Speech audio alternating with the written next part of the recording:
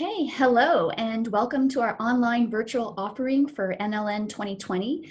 I have with me today Jessie Jones-Smith, who's an associate professor at the University of Washington in the School of Public Health. She holds joint appointments in both the Department of Health Services as well as the Department of Epidemiology.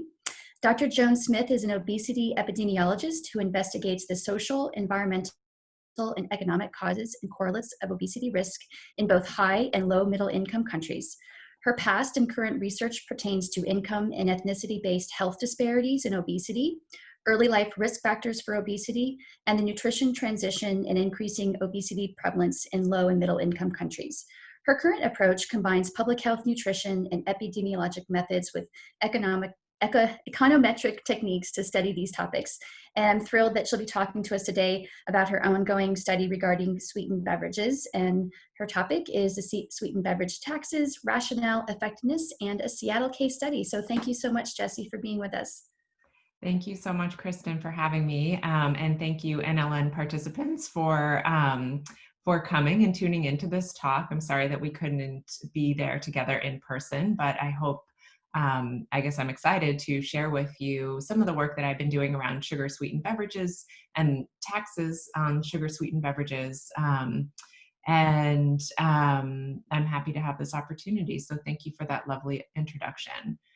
So as Kristen just said, the title of my talk today is Sweetened Beverage Taxes, Rationale, Effectiveness, and a Seattle Case Study.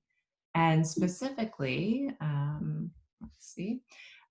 where I plan to go with the presentation today is to start off by giving you a general background in terms of the rationale for these sugary drink taxes as a health policy.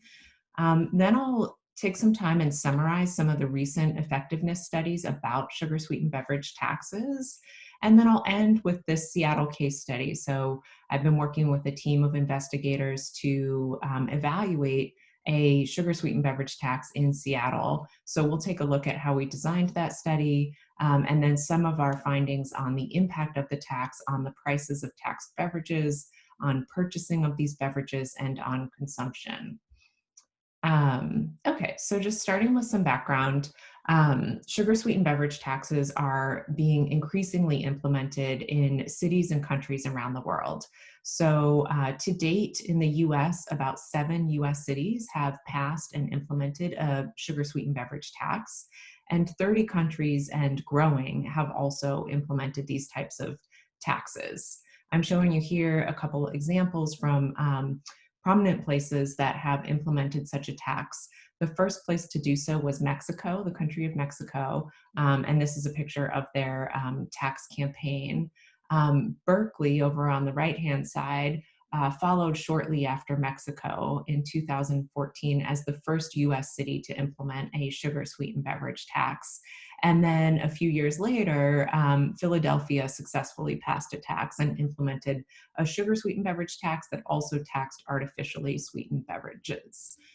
So, why are cities and countries pursuing such a tax?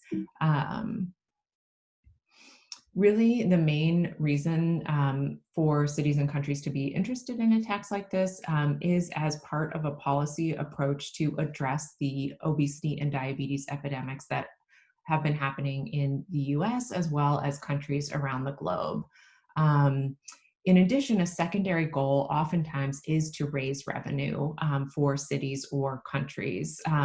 And the revenue from these taxes often is earmarked to go back into public health programs that may also be used to attempt to prevent obesity and diabetes, but that is not always the case. So in terms of why we might be thinking about using such a policy to address obesity and diabetes, I think it's first important to establish the extent to which obesity is an important public health issue.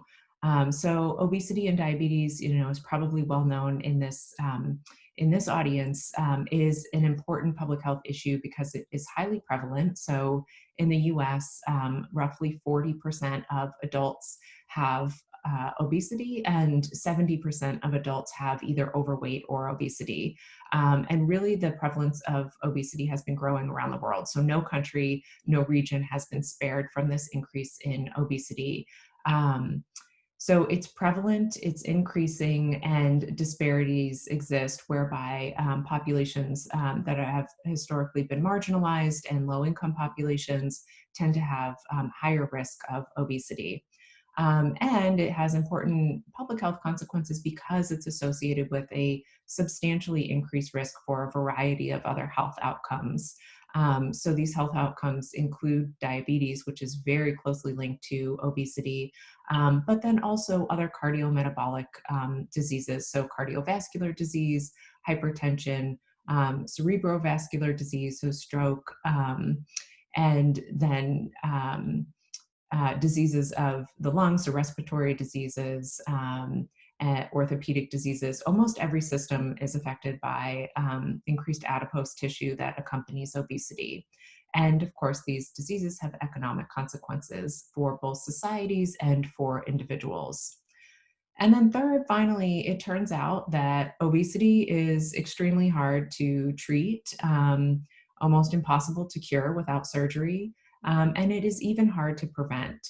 So this has led the field of researchers and the public to recognize that obesity is a complex, sort of multifactorial disease that requires creative approaches in order to treat and prevent obesity. Um, so this is just a schematic attempting to display how researchers in the field are sort of viewing the causes of obesity and where policy approaches for addressing obesity come into play. So this is a framework by Boyd, Swinburne, and colleagues, and it appeared in the Lancet a few years ago. And what you can see on the right-hand side of this graph is that it's recognized still that at the most proximate level, obesity is results from an energy imbalance, meaning that we take in more calories, we consume more calories than we burn, which ultimately over time results in weight gain and potentially obesity. But what's increasingly recognized, as I've been alluding to, is that what we eat and how much we move is not just a reflection of individual choice or agency. Instead, we're all highly influenced by our environments. Part of that environment is our food supply. So this thought around using policy interventions to impact obesity is that if potentially we could intervene on some of the drivers and incentives of obesity that happen further upstream, that we might have better and longer lasting effects on obesity at a population level. So something like a sugar sweetened beverage tax attempts to change the ease with which we purchase sugar sweetened beverages by disincentivizing the purchase of these beverages through raising the costs of them. So there's lots of policies that that we can pursue. Sugar sweetened beverages are just, or taxes on sugar sweetened beverages are just one such policy. And I think that most people in this field, most researchers feel like we will need to do some policy layering. So sugar sweetened beverages are by no means a silver bullet to really make a dent in the obesity prevalence. But rather, these are just one policy that hopefully can be layered on top of other policies to improve the ease with which populations can eat more healthfully and exercise. But why focus on sugar sweetened beverages as a food to target with these policies that might start to attempt to regulate the food supply? I'm listing here a few reasons why we might want to target sugar sweetened beverages. The first is that as a population, we eat too much sugar. And that is what I'm showing you here in the graph. So in this graph, what you can see in the green line is that the dietary recommendation, or the dietary guidelines for Americans, suggest that we eat no more than 10% of our calories from added sugar. Um, and what is shown in the yellow dots is that for both sexes, females and males, and for each of these age groups, the actual average consumption exceeds the dietary guidelines recommendations. So you can see it particularly exceeds the recommendations as children age, and then through middle age, and begins to go back down as we get to older adulthood. Nevertheless, on a population level, we all probably eat too much sugar. This would be fine if it was a food that was good for us, but sugar contributes to excess calories that has been linked to weight gain, diabetes, and heart disease. On top of that, the excess calories, there is some evidence that liquid sugar is particularly harmful, in that it seems as though our brains and our bodies don't recognize the calories and compensate for them as well when the sugar comes in a liquid form, as well as they would if that same sugar were in a solid form. So there's some evidence that liquid sugar is particularly harmful, so that's a reason to target these beverages. And then on top of that, sugary drinks are the single largest contributor to sugar intake, at least in the US. And finally, taxing sugary drinks is really thought of as a starting place. So there are many foods in our food supply that are not particularly healthy, but sugary drinks have the advantage from a policy perspective of offering very little redeeming nutritional value. So it's easier to kind of start here and make the argument that none of us really need these beverages in our diet. So they should be disincentivized through using an economic lever or policy. So they're a starting place, but they're not the only food or beverage that, of course, is unhealthy for us. And as I mentioned, this is not the only policy that's being pursued as people attempt to use policies to prevent obesity and diabetes. But it is a starting place. In terms of exactly, how much sugar are in these drinks, this is probably familiar to all of you, but just to make the point here that many sugary drinks contain more sugar in one serving than is recommended for an entire day. And this is important because sugar is ubiquitous in our food supply. So meeting the entire day's worth of upper limit for recommended sugar intake in just one beverage means that we're certainly going to exceed that the rest when we take into account what we eat the rest of the day. So for a diet that is roughly 2,000 calories, 10% of calories from added sugar is approximately equivalent to 12 teaspoons. And you can see how these sugary beverages compare to that 12 teaspoons of sugar. So of course, for this audience, this is probably not news, but also still somewhat shocking how much sugar is in some of these beverages. Another reason why sugary drinks have been targeted for a policy such as this is due to their relative costs. So it's increasingly recognized that unhealthy foods are cheaper than healthy foods. And what is important to recognize about sugary drinks is that these sugary drinks have not increased in cost to the same degree as healthier foods, such as fresh fruits and vegetables. And I think that's apparent from this graph. So let me walk you through it. So in the red line, we have the relative price increase of fresh fruits and vegetables. And you can see it going up and up between 1983 and 2005. And then in the darker gray line, the darkest gray line, we have the relative price increase of carbonated beverages. So you see that it goes up a little bit, but then stays flat, especially in comparison to the fruits and vegetables, the healthier food. So this means that when people go to the supermarket and think about a limited budget, it's the sugary beverages seem like potentially a better bang for your buck when you're trying to economize, and they're certainly relatively less expensive than the healthier foods on the shelf. So a tax could work to kind of decrease that gap in the price for these healthy versus unhealthy foods. And finally, the final reason why targeting sugary drinks has been an attractive policy has to do with a concept from economics called price elasticity, which refers to the degree to which we change our behavior or we change our consumption of a good when we see the price go up. And so these price elasticity studies are done just based on general fluctuations in the price of goods and looking at how people change their purchases in response to that. So for sugary drinks, such as soda, what's been found historically is that a 10% increase in price, just out of fluctuations, will result in a 8 to 12% decrease in the purchasing or the consumption of that product.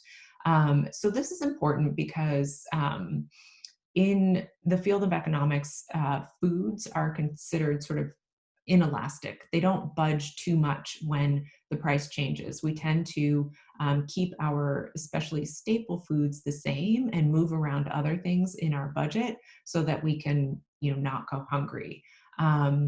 But what these numbers tell us is that people view soda as more of something that can come in and out of the diet and not as a staple, and therefore they respond to price increases. So this sort of these numbers sort of provided background and rationale that if a tax were to induce a price increase in these products, that the population would likely notice this and decrease consumption. Okay, and so that brings me to sort of a general conceptual model for how these taxes are meant to work, and it's pretty simple. So the idea is that a sugar sweetened beverage tax is imposed on sugar sweetened beverages. The price of those beverages increases, and then people respond to that price increase by decreasing their consumption and likely buying something else instead or saving that money. However, there is also, once these taxes sort of started to roll out, it became apparent that potentially there's also an awareness pathway going on. And what I mean by that is that um, each time one of these taxes, or most of the time when these taxes have gone into place in cities and countries around the world, there's been a fairly noticeable media campaign both for and against the tax. And there's some thought that these types of media campaigns might raise awareness about the detriments of sugary beverages, and that people may respond to that increased awareness of the health risk by decreasing their consumption. So this is just what I'm calling the awareness pathway. I think what we know from the literature on obesity in general is that while being aware that something has a negative health impact might be a necessary component of change, it's usually not sufficient to induce lasting or meaningful change. And this is why interventions that focus solely on education might have a short-term effect, but have not been successful in reducing population-wide obesity in the long term. So nevertheless, though, there is this fear that some of the studies that I'll tell you about later in the talk might have been picking up not only the price effect of these taxes, but also the increase in awareness around the detriment of these sugary beverages.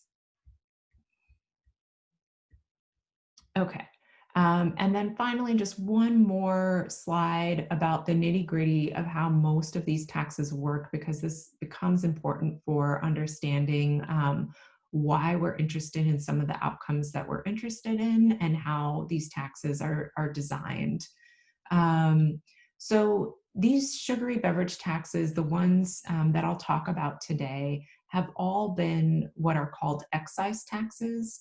And you can think of this as opposed to a sales tax. So an excise tax is typically levied on the distributor instead of directly on the consumer, whereas a sales tax is levied directly on the consumer. So in this case, distributors are taxed. Who are distributors?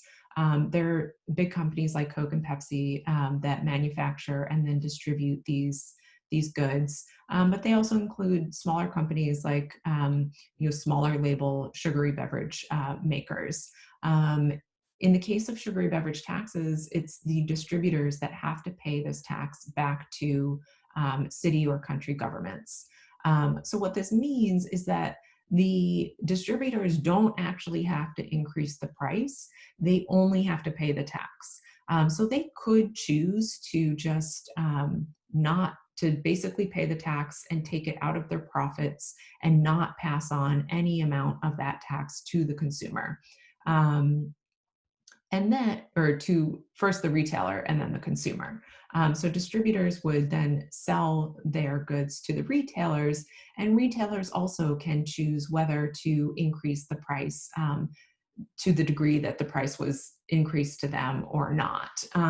So what I'm getting at is that there's sort of a black box around whether distributors will pass on the price of the tax to retailers, and retailers will pass on the price of the tax to consumers. And there's nothing in any of the laws that says that they have to increase the price.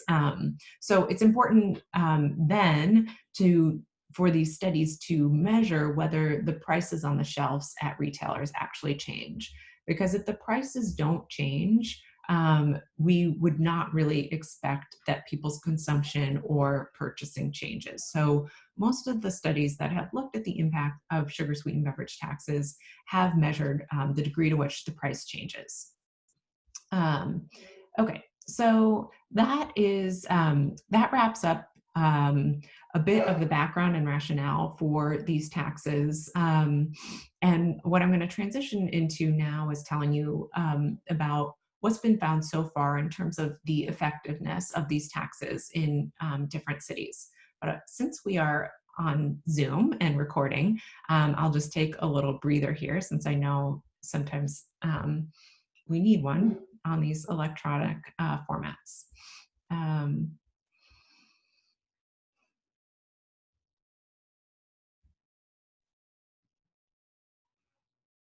Okay, that gives you enough time to pause and resume if you wanted to.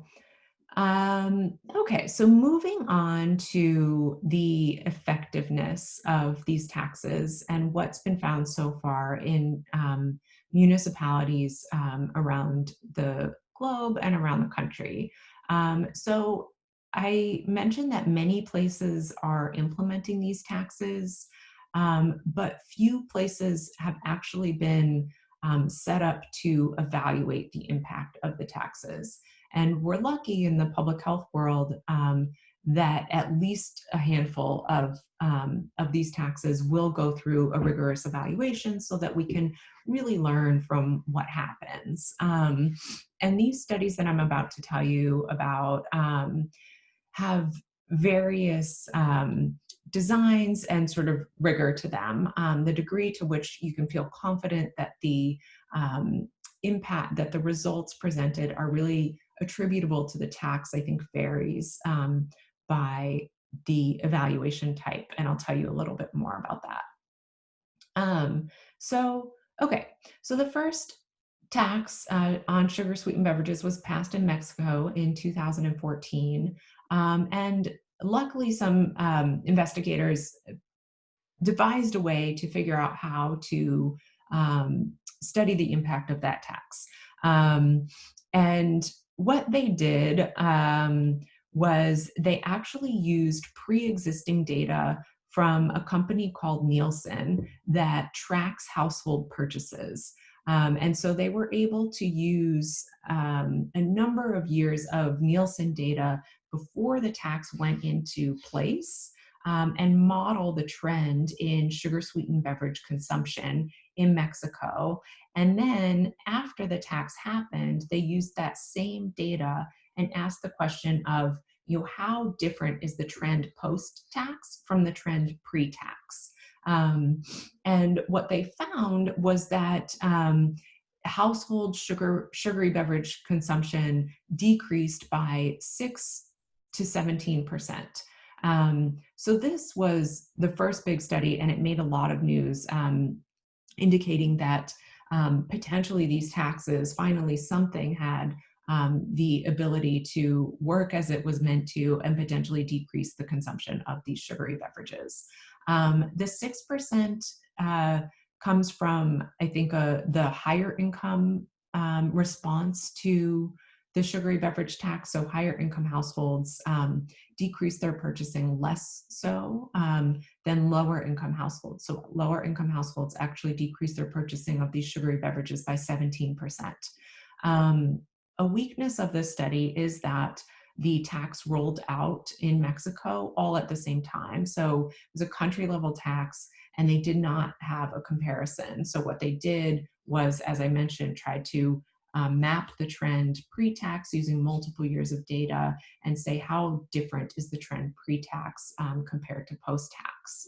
I should also mention that in that case in Mexico, in the left-hand panel, you'll see that I'm referring to something called tax pass-through. This is the degree to which the price of the tax is passed through to consumers.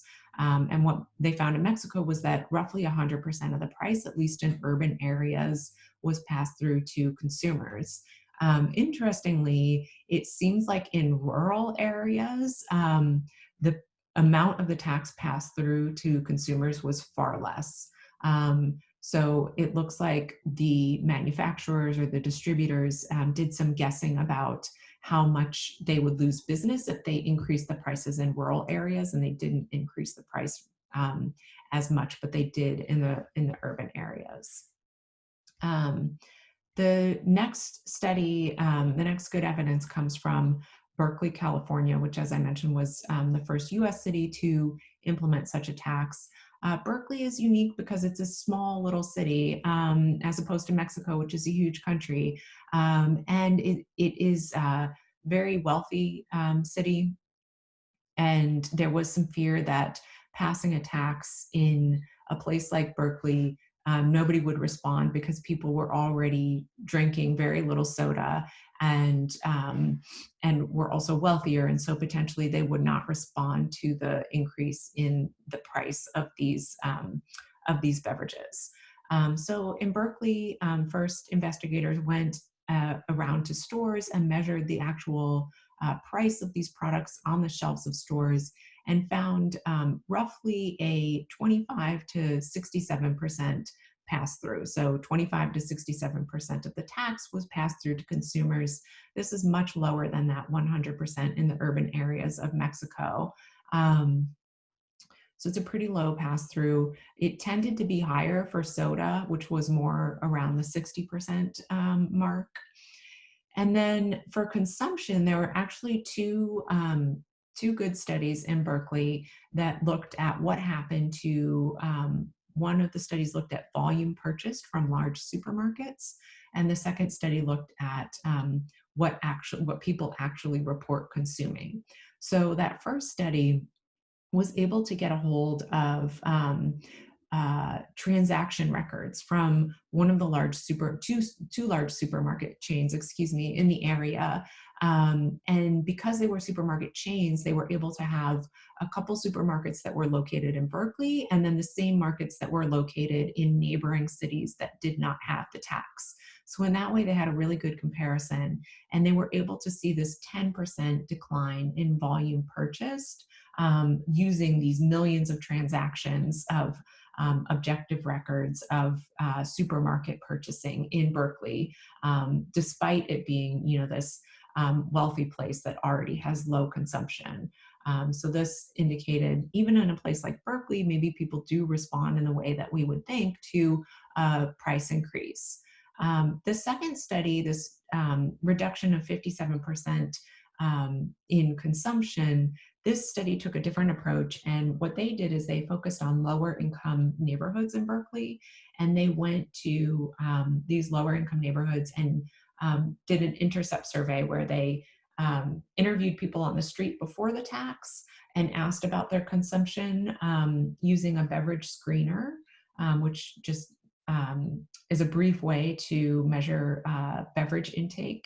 And then after the tax was in place for 6 months, they went back to those same neighborhoods and collected intercept surveys on another sample of people measuring beverage intake again, um, and they compared pre and post consumption for low-income neighborhoods in Berkeley to pre and post consumption for low-income neighborhoods in Oakland, which is a neighboring city, and also San Francisco, which is another neighboring city. So they had two comparison groups in this case. And what they found was even long term, they've done this multiple times, and long term, after 3 years of the tax, they're finding a 56% reduction in volume consumed of sugary beverages among people living or walking in these lower income neighborhoods. And then finally, the last sort of effectiveness studies that I want to highlight come from the city of Philadelphia. And I mentioned that Philadelphia's tax actually targets sugary beverages made with added sugar, as well as artificially sweetened beverages. And part of the reason for taxing artificially sweetened beverages was to explicitly make it so that lower income folks who tend to consume the sugar sweetened beverages were not the only people being taxed, but instead higher income folks who tend to consume those artificially sweetened beverages were also paying this tax. And part of this rationale in Philadelphia was that they wanted to use the revenue specifically to target pre-K education, so attempting to target a social determinant of health, early education, and in doing so, they wanted to make sure that the entire population of consumers, either artificially sweetened or sugar sweetened, was paying into that tax. So it sort of was a more equitable tax design for that reason. So in Philadelphia, they find a widely varying pass through of the tax. So prices increase, but the degree to which they increase varies from 45% of the price of the tax to 100% of the price of the tax. And what they found in terms of volume purchased, again, they have a similar study as Berkeley, where they purchased records from not just two chain supermarkets, but a large number of chain supermarkets and drugstores throughout the city of Philadelphia, and then also in two comparison areas, one of which is Baltimore. So they have millions of transaction records of people's sugary beverage purchases.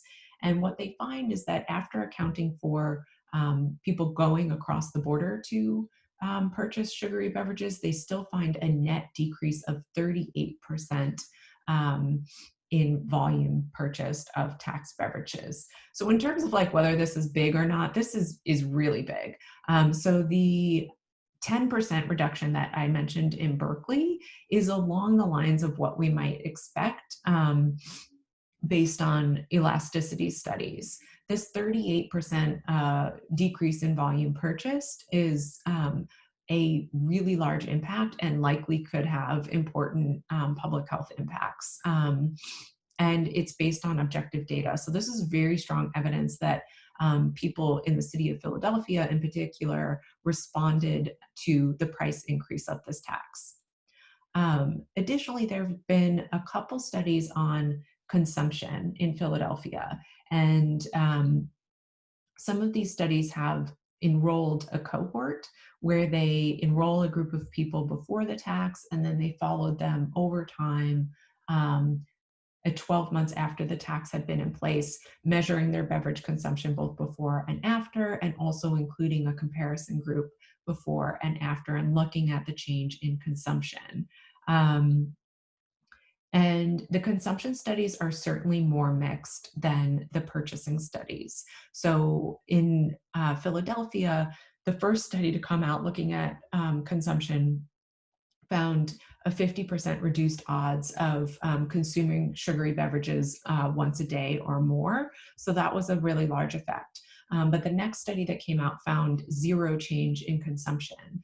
And that study actually used a longitudinal study design and was a bit better designed than the study that found a 50% reduction in the odds of consumption. So there's this really wide variation in the results on consumption.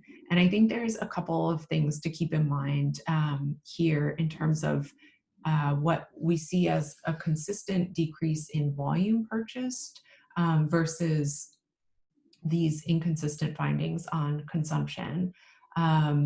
There's sort of pros and cons of each of these outcomes and of measuring each of these outcomes. So I think at the end of the day, we want to know what people consume. That's what we're really after, what people, the totality of what people eat or drink.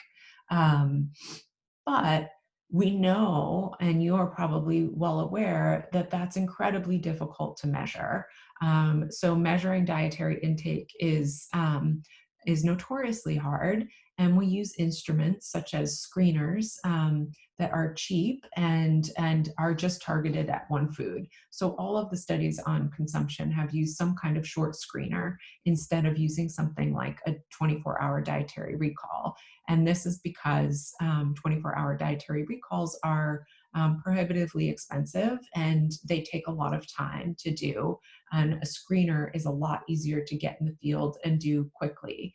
But what the point is that 24-hour recall would be the gold standard way to measure whether consumption, even of this particular food, changed over time in response to this policy intervention. And instead, what we end up with in these studies, because of time and expense and practicality, is looking at changes based on these screeners. So while consumption is what we're really after, it's more difficult to measure. Purchasing is sort of along the line from tax to consumption, but it is in these cases objectively measured with these transactions from supermarkets and from drugstores and some small stores.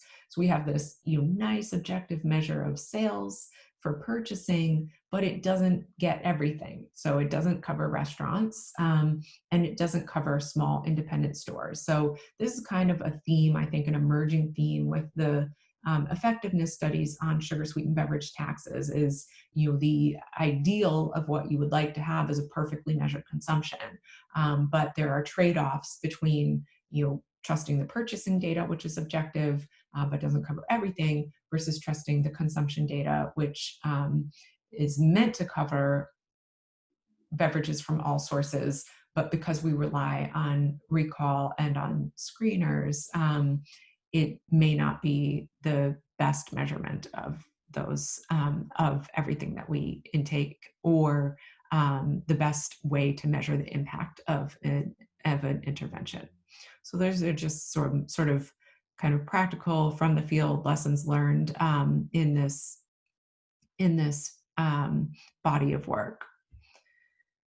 Okay, so let me transition now to talking about Seattle's sweetened beverage tax, which is an evaluation that I've been working on for the last couple years. It's funded by the city of Seattle. The goal is to measure the impact of Seattle's sweetened beverage tax on a variety of outcomes that I'll tell you a little bit more about. I've been doing this work in collaboration with our public health department in Seattle called Public Health Seattle King County, as well as with colleagues from Seattle Children's Research Institute. In addition, we have been working in collaboration with a researcher from the University of Illinois Chicago named Lisa Powell, who's been involved in a lot of the sugar sweetened beverage evaluations. And we've had input from an external advisory committee that's funded by the Bloomberg Foundation. So Seattle implemented one of these sugary beverage taxes in January of 2018, and it focused just on sugar sweetened beverages and not on artificially sweetened beverages. It is a fairly large tax, so it's an excise tax of 1.75 cents per ounce on beverages that are subject to the tax, which I've listed here. It's most sugary beverages, but not all. So sugar sweetened milk beverages are exempt, and so is 100% fruit juice. And there's also some exemptions for smaller manufacturers. But many of the sugar sweetened beverages, things that we might think of, are covered in under the tax, and then the artificially sweetened beverages, as well as things like water and beverages that are low calorie, are exempt from the tax. Our evaluation was interested in measuring price, or that pass through that I've been referring to, what amount of the tax gets passed through to consumers. We also wanted to measure consumption. We and our colleague Lisa Powell was measuring purchasing in Seattle, and so we worked with her so that we weren't doing the same study, so that we would get both purchasing and consumption in the Seattle area.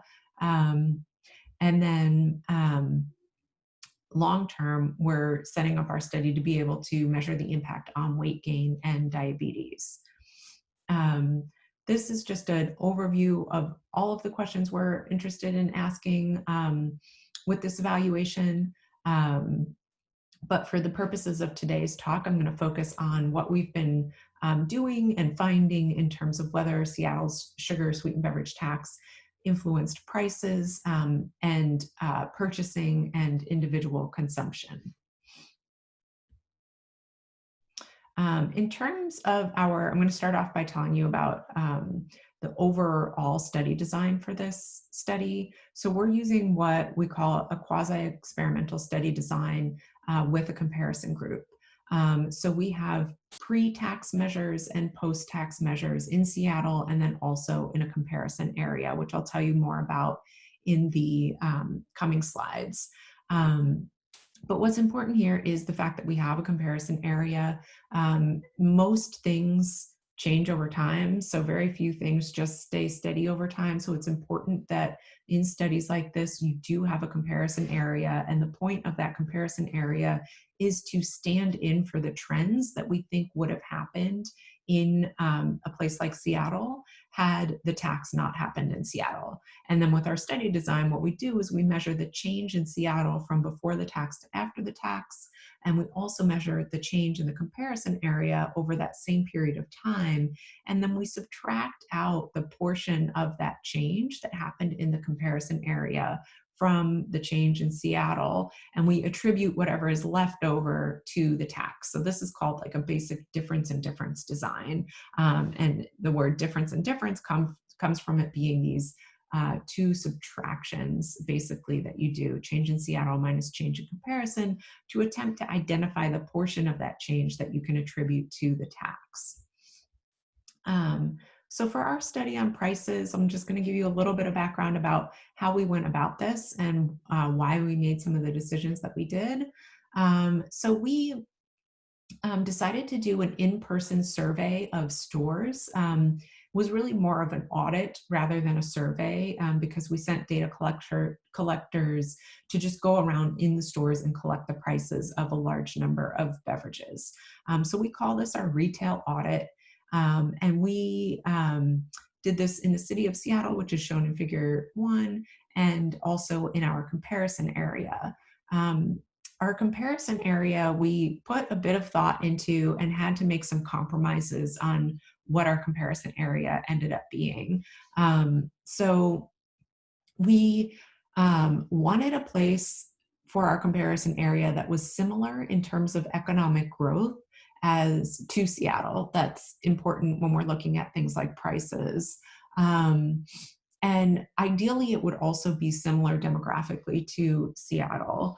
And we looked at Portland initially, but Portland was considering a tax at the exact same time that Seattle had just passed their tax. So we didn't want to choose Portland as our comparison area and then have the tax be have Portland implement a tax, and then we'd be left without a comparison that didn't have a tax.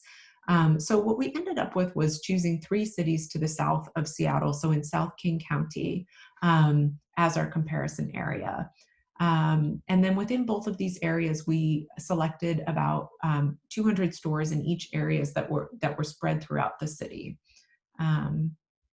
And we wanted to be able to look at what was the impact of prices in different types of stores. So we included supermarkets, smaller grocery stores and drugstores, small stores, warehouses, quick service restaurants, and beverage shops, which are mostly coffee shops in our sample.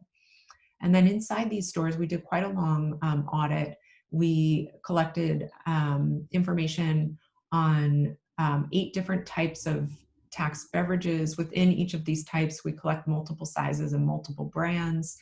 Same for the non-taxed beverages. And then we collected some information on non-taxed sugar sweetened beverages.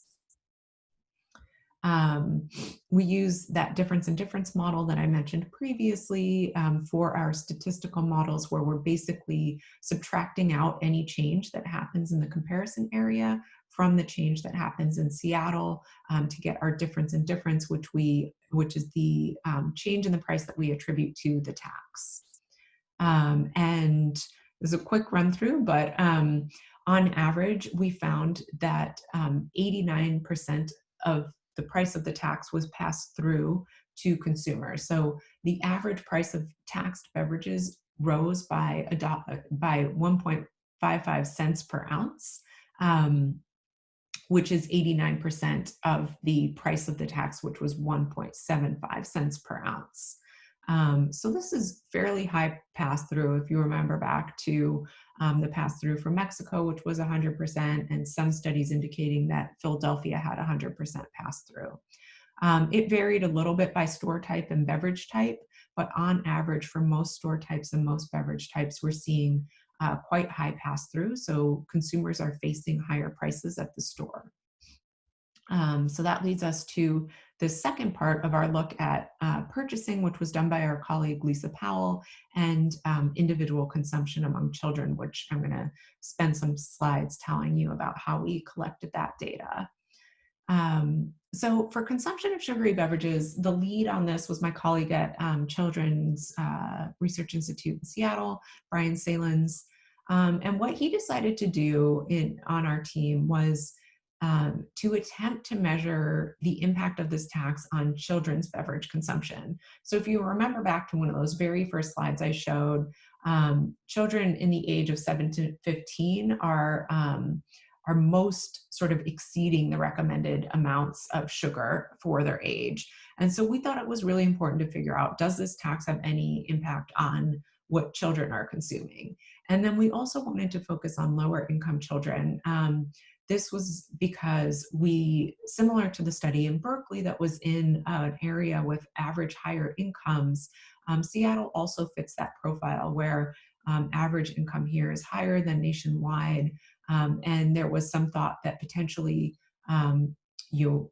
people with average higher incomes would not respond to this tax, even though this was quite a large tax. So we focused on lower income children. Additionally, if consumption among lower income populations changes, these are the populations that could benefit the most from the tax. So because consumption starts out higher and because of health disparities where lower income populations and Black and Hispanic populations have a higher risk for the diseases such as obesity and diabetes. And so if this tax can disincentivize the purchasing of sugary beverages, potentially the payoff in terms of health outcomes could be greater for lower income populations and populations of color. So to measure consumption, we use that quasi-experimental design pre and post in Seattle and in that same comparison area. The comparison area also, there were a couple additional reasons why we chose that area for the cohort.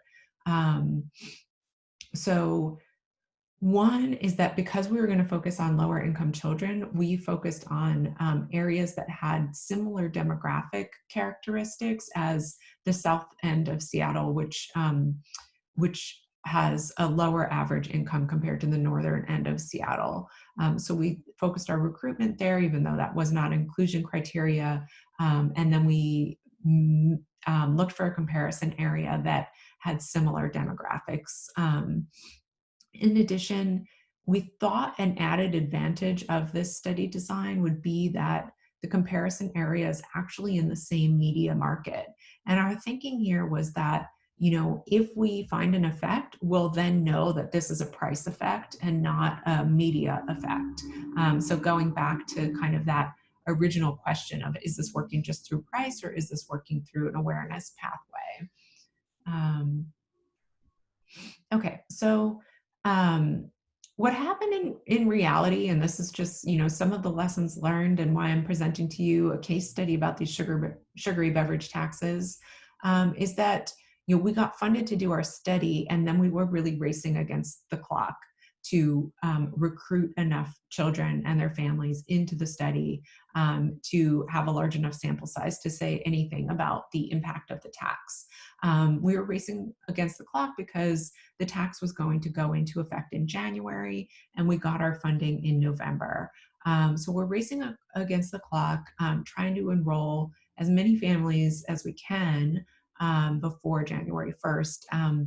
But there were lots of inclusion criteria. So we wanted these families to be lower income. We kept increasing the threshold that we considered lower income.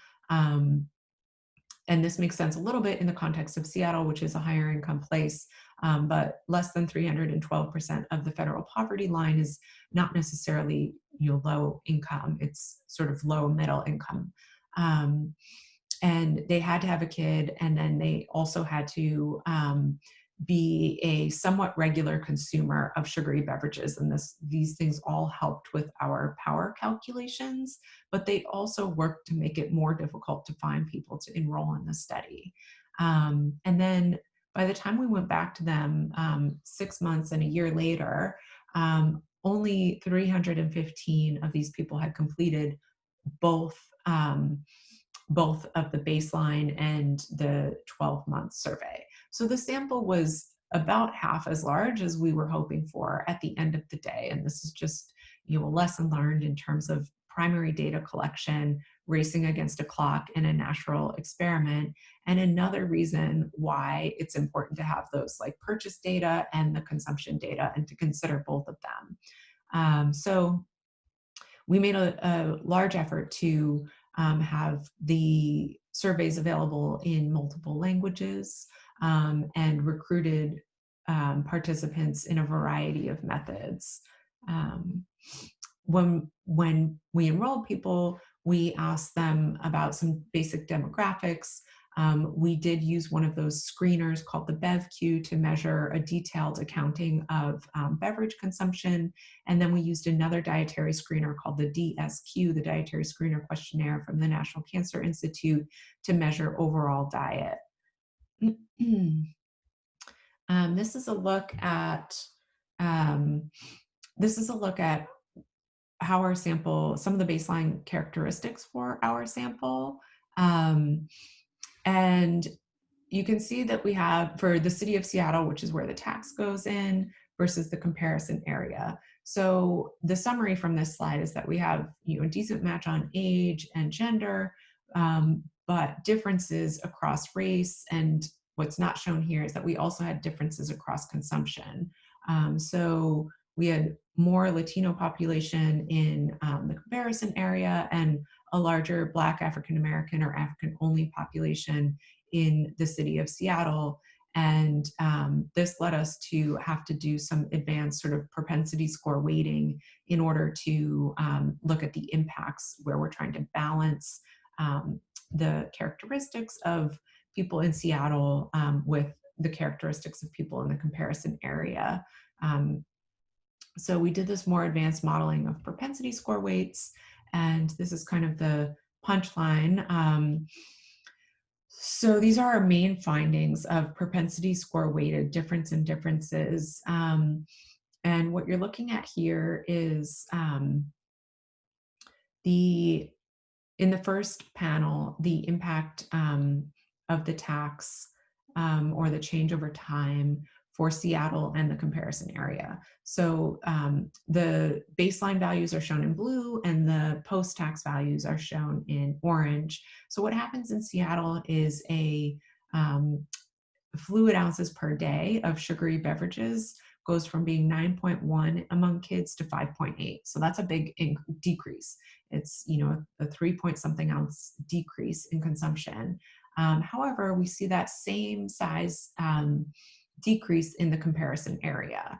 And if we move over to the panel that looks at parents, we see a similarly large decrease in Seattle, but we also see that decrease in the comparison area. So, I mean, the good news is that we see a decrease. The bad news is that in our difference in difference estimates, this cannot be attributed to the tax because it happened to the same degree in a place that did not have a tax. So, it's important, I think, to triangulate these studies with other studies. And as I mentioned, we had our colleague doing the purchasing study in Seattle, where she had millions of transactions from supermarkets and drugstores and did the same difference in difference model, but with a different comparison. So it turned out Portland never implemented that tax. And when she went and bought data from Portland a year later, she was able to use that data to look at the trend in Portland compared to the trend in Seattle of sugary beverage ounces purchased at stores. And what she finds is that there's a 22% larger decrease in Seattle in the purchases of these beverages compared to Portland. So the answer from this study looking at purchases looks like a really substantial decrease in purchasing. And importantly, no evidence of substantial cross-border shopping. So at least in Seattle, people are not crossing the border to buy sugary beverages in a meaningful way. So I think, some of the points that I'm just going to reiterate here in terms of lessons learned are that it's really helpful to have multiple data points for triangulation. So, we had the consumption study, but we were also able to look to see if that was consistent or not consistent with the results from the purchasing study. And they're not consistent. And so that leaves us with some question marks. So the purchasing data makes it look like there's a pretty substantial decrease in volume purchased, but the consumption data makes it look like the decrease in Seattle was similar to the decrease seen in an area that did not have the tax. So on the next slide, I'm going to talk a little bit about how to weigh the pros and cons of those different approaches. But some other lessons learned are from Seattle are just that evaluating these policy impacts in real time is messy, and having objective administrative data or purchase data is really valuable in these situations, particularly when a policy is about to happen and you're racing against the clock to get people enrolled in your study. In addition, having multiple comparison areas, you kind of see how important that comparison area ends up being. So it's really important to sort of get it right.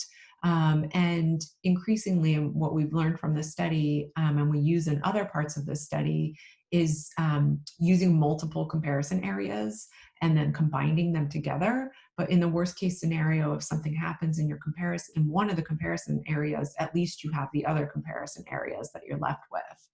And then a final lesson from this is that we've been collaborating with teams across the country and across the globe that are doing similar studies. So there's been lots of good learning from other experts in this field, which has been an upside. But also, we all decided to use the same dietary screener for measuring consumption. And that's a downside because the consumption, it turns out that in both Philadelphia and Seattle, the consumption results are not consistent with the purchasing results. And there's some question about whether that might be having anything to do with that particular dietary screener. And then my last slide here is just an overview of what we're finding so far globally in terms of the impact of these sugary beverage taxes. So I think that multiple evidence from multiple sites suggests substantial decreases in that objectively measured purchasing. And in the same sentence, the consumption data is mixed. The consumption results are mixed. So some results suggest a pretty substantial decline in consumption, and some results suggest no change in consumption due to the tax. I think it's just important to weigh the pros and cons of these different data collection techniques and neither is perfect. So consumption relies on self-report, and we're not using the ideal measurement of dietary intake. In addition, many of these studies have had very small samples like we'd had, and importantly, have been conducted over the December holidays, racing before the January tax implementation. So there's certainly limitations for the consumption, even though at the end of the day, that is kind of what we want to measure. Purchasing, on the other hand, is objective, but it doesn't cover all sources.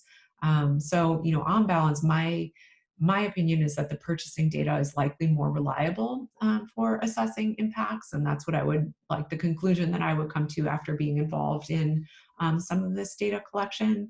But I think that this will continue to work itself out in the field, and as more places implement taxes and people study them. So that's just a repeat slide, and I'm happy to answer questions. Okay. Hi. Thank you so much, Jesse. That was fantastic. It's a good thing I was on mute because a lot of time I was going, like, wow, I hadn't thought of that. So thank you so much for sharing that valuable information, and then how some of the pros and the cons of how it worked here in this area as well.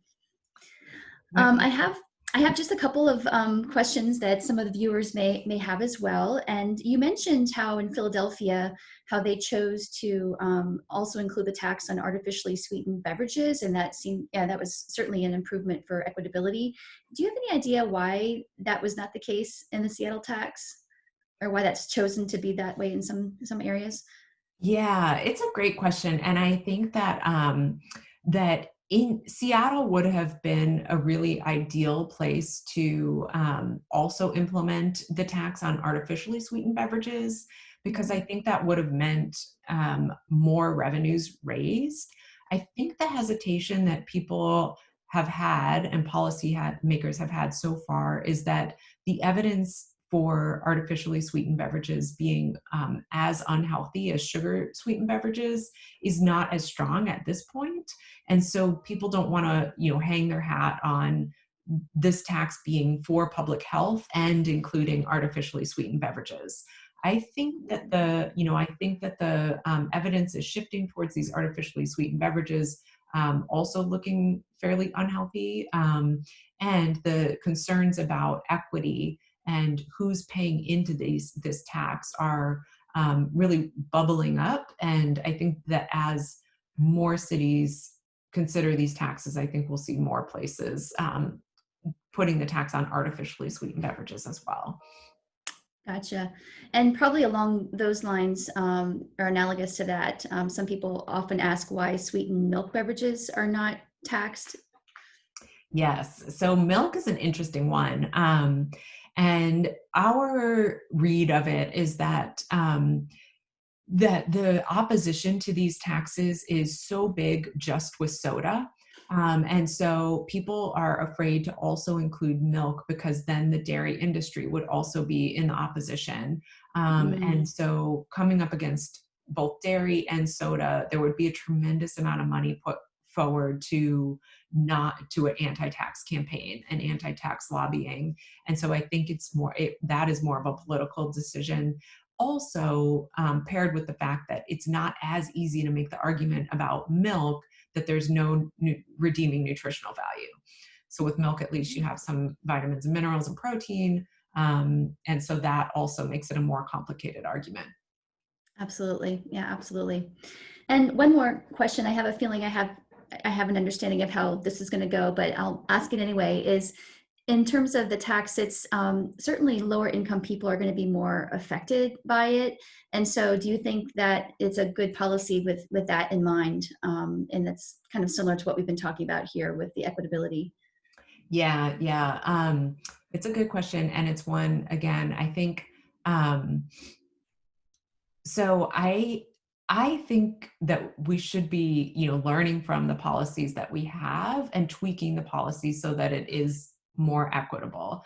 At the same time, when we do talk about, the degree to which this policy is not equitable, I think it's really important to, remember and restate that these beverage, like the reason that low income consumers consume more of these beverages is often due to the way that our food system is set up and the way that these Mhm. big companies advertise more aggressively towards lower income populations and populations of color, and the fact that we have these price differentials between healthy food and unhealthy food. So it's like the system is set up Mhm. such that to make it such that lower income folks are have a tendency to consume more of these beverages, and not due to lack of awareness, but just due to targeted marketing and price differentials, largely.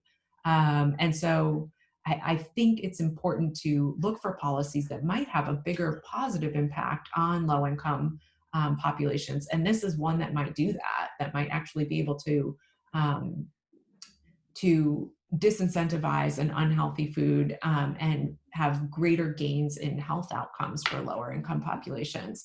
At the same time, it's important to try to manage the difference in regressivity and make sure that higher income populations are paying into that pool of revenue. And that's where I think the Right. artificially sweetened beverages kind of comes in and could help tweak these taxes.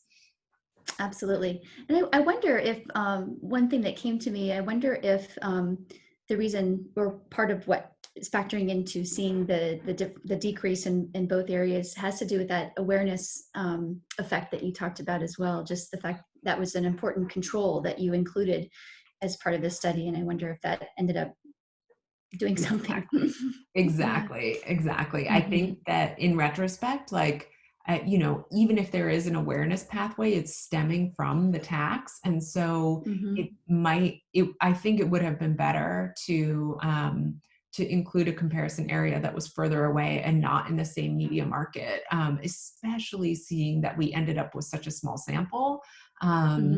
if we had been able to recruit more people, potentially, we would have seen differences.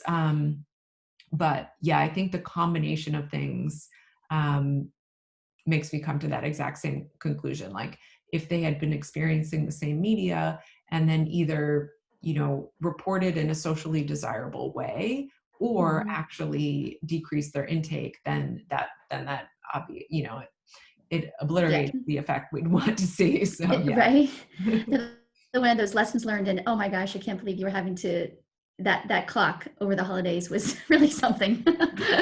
Yeah. Definitely. Well, thank you so much, Jesse. I think that does it. I really appreciate your participation in this NLN, and thank you on behalf of everybody.